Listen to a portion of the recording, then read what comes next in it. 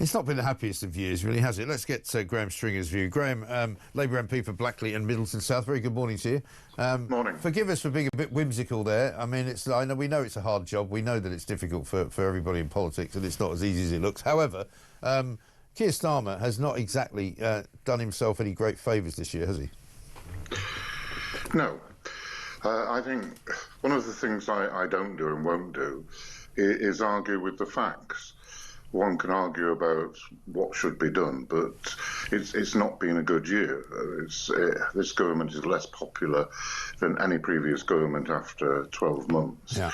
And I think the reason for that is relatively simple, that there isn't a controlling mind of the government. Governing is difficult, and you have to sit down, work out what's the solution, and then go to your colleagues in Parliament, explain why difficult decisions have to be made, go to the electorate and say there's a tough time, we haven't got enough money, for, quite frankly, so we're going to take these decisions. And that hard work hasn't been done. There's been a sort of authoritarian flavour to some of the government. We've got to do this. You'll vote in the lobbies with us and the electorate will suck it up. And that's not a good look. No. And I think that's one of the reasons for unpopularity and mistakes. Yeah. Welcome to my channel. And today we dive into one of the most turbulent moments in British politics, a year marked by frustration, broken promises, and growing anger among voters who feel let down by every side.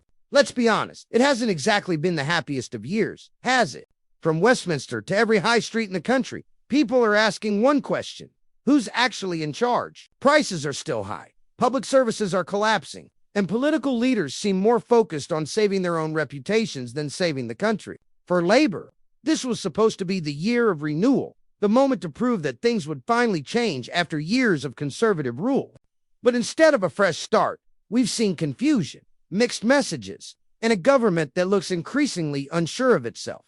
Even Labour MPs privately admit the message has gone flat. The leadership talks about change, but it often sounds more like damage control. Critics say Keir Starmer's cautious style has turned into detachment. His supporters call it discipline.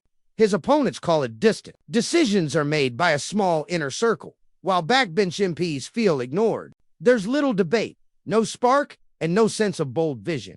For many who voted Labour hoping for transformation, this feels like déjà vu, a new face, but the same old politics.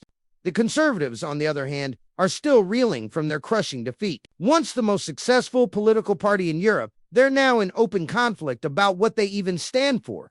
Some want to return to traditional Tory values, low taxes, tough borders, strong leadership. Others insist the future lies in moderation and compromise. The result: a party too divided to rebuild and too exhausted to lead. Then there's Reform UK, a rising force led by Nigel Farage, feeding off the anger both main parties ignored. Farage's message is simple and sharp. They've all failed you. It's blunt, populist, and it's landing with voters who feel abandoned.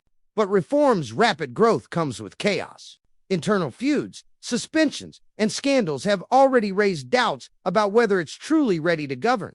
So here we are, three major political forces, all in turmoil. Labour struggling to inspire, the Conservatives fighting among themselves, and Reform battling its own instability. No one seems ready to lead a nation desperate for direction. Meanwhile, the public is running out of patience. Bills are still high, wages still low, and confidence still falling. Voters have stopped listening to promises because they've heard them all before. What they want now isn't perfection, it's honesty. Someone willing to say, we don't have all the answers, but we'll face the truth. And maybe that's the real crisis. Not just an economic one, but a moral one. Because politics without trust is like a ship without a captain. It drifts, it divides, and eventually it sinks.